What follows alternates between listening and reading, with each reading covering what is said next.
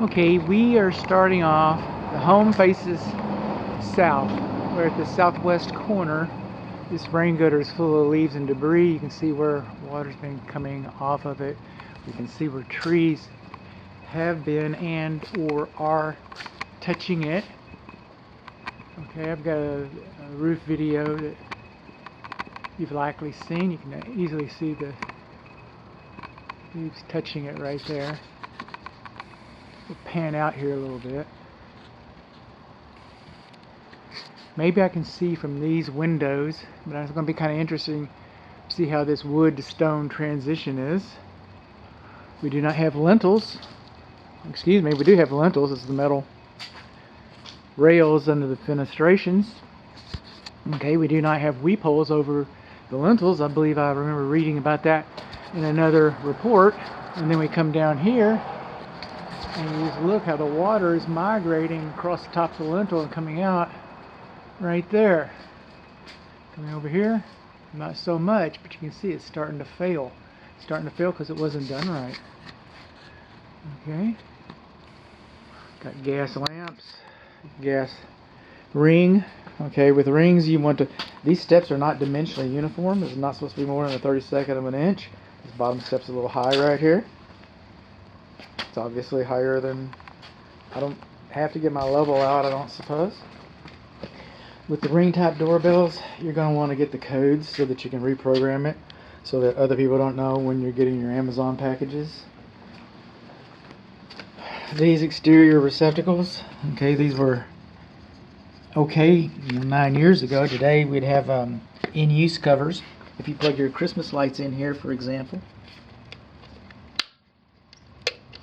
plug your Christmas lights in here, then it's left open, and then we have a white Christmas and the snow blows in, and we have white Christmases. Yes, that works.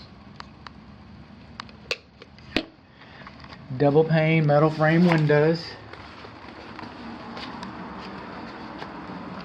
Where do termites live? In the ground. What do they eat? Dead wood. What's wood mulch? Dead wood on the ground next to your house. It's called a clue. It's called a clue. And then we come over here. Trees. I get it. It's a little Japanese maple. Ornamental. Trees. That's not ornamental. Trees. Trees should not be closer to the structure than 25 feet. Otherwise, the roots grow up underneath the crawl space, suck up all the water. Roots grow, and they move the foundation. So it sucks up the proper amount of moisture inside the ground, and at the same time, moves your house. Again, we don't have lintels, don't have lintels. Coming along here, we do have a slate roof, but over some parts of our roof, we have standing ridge metal roof. Okay. Then we come on along here. A little bit of high soil, wood mulch. These gates, the self-closing springs need to be adjusted. Crawl space ventilation again. Moving on along. Lots of astroturf. Trees too close. Some rain gutters are below grade. Some rain gutters are above grade. We're going to talk about rain gutters a little bit more here in a little bit. Moving on up. Your rain gutters butt end. There should be an inch gap between that and the wall. And then there should be kick-out flashing. Otherwise, water will run down your wall instead of your rain gutter. And brick is porous. And brick is porous. I turned it on. I don't want to inspect them, but I turned it on. And our gas lights are working. Wood mulch again.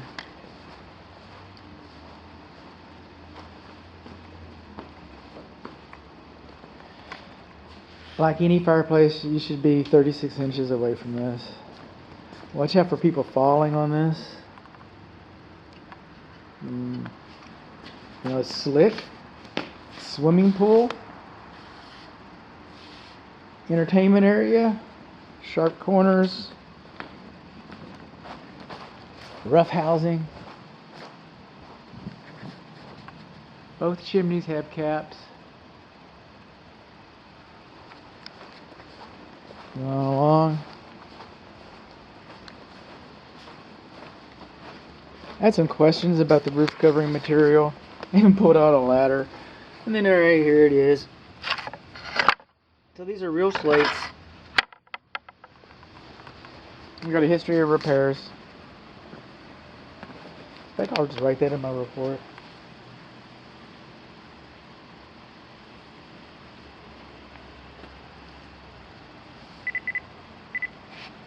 History of repairs on the slate.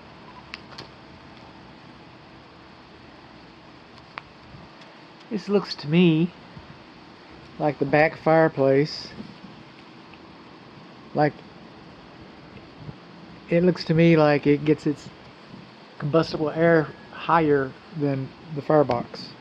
I remember seeing another report where they're worried about it getting it lower from the firebox. So, and you just can't win. But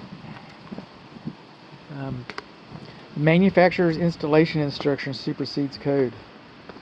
So these are prefab fireplaces. If the manufacturer says that it's okay to get your fresh air from that high, then you can. It's that difficult.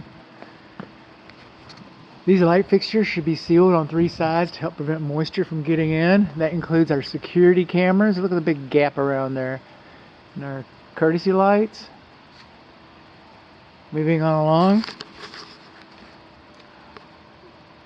These bars are nice, you know, little faux porches, but if they're higher than 44 inches, that's not an emergency egress for the upstairs. I haven't been inside enough to sneeze at, so I'll find out more about those in some other video, no doubt. Coming down here now, this rain gutter, now he's kind of an interesting one. He's got a little scooper that's leaking. He's full of leaves. It's leaking. A little scooper leaks right down there. And then we have an east bin. Okay, so we got all of our moss growing up. This is the north side. Got a puddle. Okay. So we got a puddle. Then we move on along.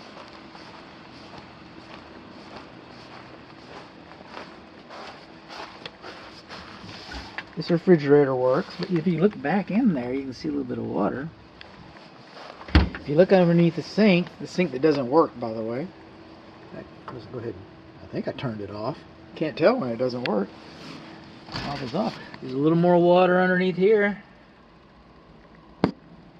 Okay. Then we come up underneath the grill. There's a lot more water underneath here.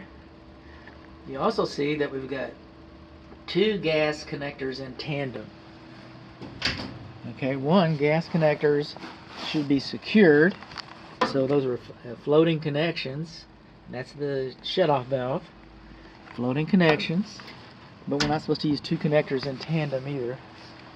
On the grill, another thing that's beyond the scope of this inspection, seems like I love saying that, the igniter works, the gas works, only 1 or 2 of the burners will actually come on. I'm sure they all will eventually, but like this one that gets all the use, that one comes on. And some of these others are slow lights. Some of those are slow lights. So I don't think I tested you, did I?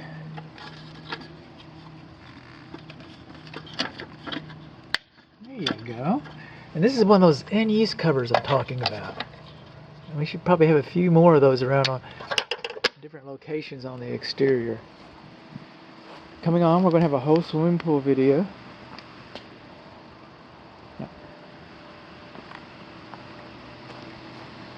Coming out, gate does what it's supposed to, swings out.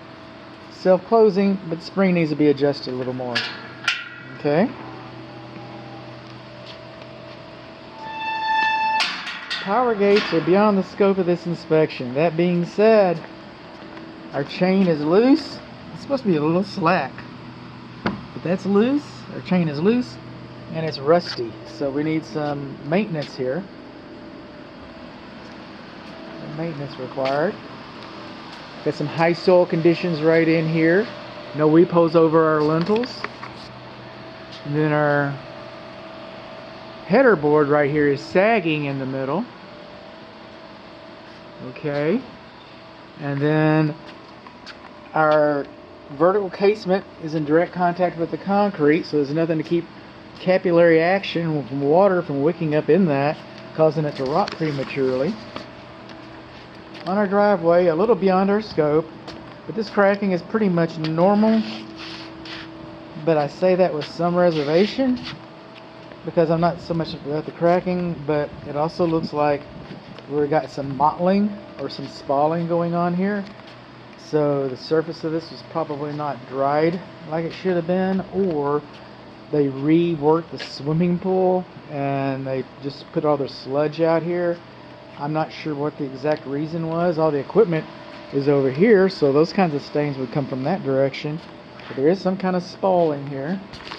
I got a shorter video about the oil canning because the light was a little better, but these panels are oil canning. They got deflections in them. Okay.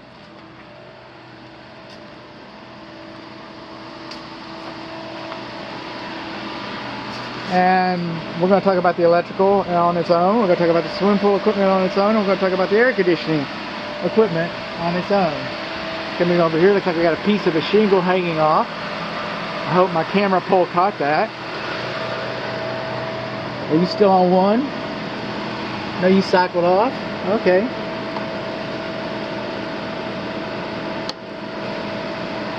I'm trying to watch the sprinkler system work. Moving along. Looks like there used to be a dog door here or something. I'm just not sure. Again, we got a French type drain over here. Underground drainage beyond the scope. Moving along.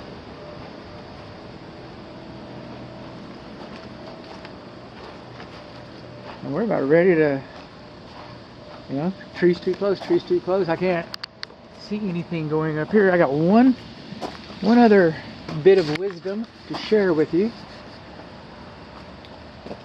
With this piping coming out over these windows, that is your secondary drain, your emergency drain for your air conditioning equipment.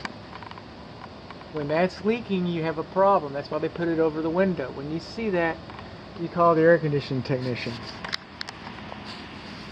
No two ways about it.